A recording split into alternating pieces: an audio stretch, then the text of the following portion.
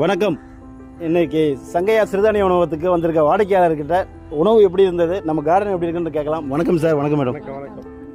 எப்படி இருக்கீங்க? புத்தாண்டு 7 தேதியில் வந்திருக்கீங்க. நல்லா இருப்பீங்க நம்புகிறேன். வாழ்த்துக்கள். தேங்க்யூ.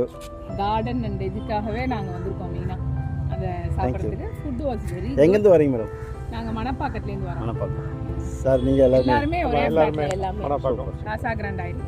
ஃபுட் ரொம்ப டேஸ்டியாக இருந்தது. இன்னொன்று ஹெல்தி. கருப்பு கவுனி தோசை, கருப்பு கவுனி இட்லி, ஒரு அட்மாஸ்பியர்ல சாப்பிட்டு சூப்பரா இருந்தது. ஒரு மாதிரி ஒரு ஆமா, இது ஒரு ஹில் ஸ்டேஷன்ல நேச்சர்ல சாப்பிடுற ஆமா மாதிரி இருந்தது. அவ்வளோ எஃபெக்ட் இருந்தது. காலைல 7:30 சம்திங் வந்துட்டீங்க. ஃபுட் எல்லாம் அவ்வளோ சூடா வருது. ஆனாலும் வந்து அவ்வளோ 7:30 ரெடியா இருந்தது ஃபுட். ஆறிட்டு. அண்ட் இங்கே இருக்கிற அந்த பிளான்ஸ் எல்லாம் பார்த்துட்டே எங்களுக்கு வந்து அது என்ன சொல்றது, ரெஃப்ரெஷிங் கூல் அண்ட் ரெஃப்ரெஷிங்.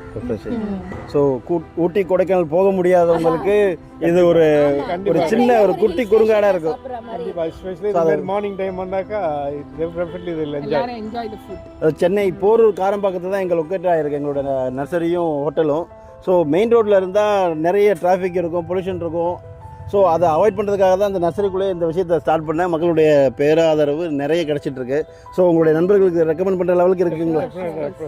நாங்கள் எங்கள் ஃப்ளாட்டில் இப்போ எல்லாருக்குமே சொல்லிடுவோம், நிச்சயமாக வருவாங்க எல்லாரும்.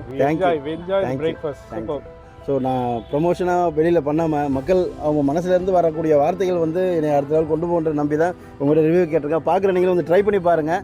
ஸோ உணவு மட்டும் கிடையாது, நம்ம ஆரோக்கியமான தலைமுறையை கொடுக்கறதுக்கு பசுமையான செடிகள் நிறைய வச்சுருக்கோம், எக்கச்சக்கமாக வச்சுருக்கோம். வந்து பார்த்து ரசிச்சுட்டு போங்க.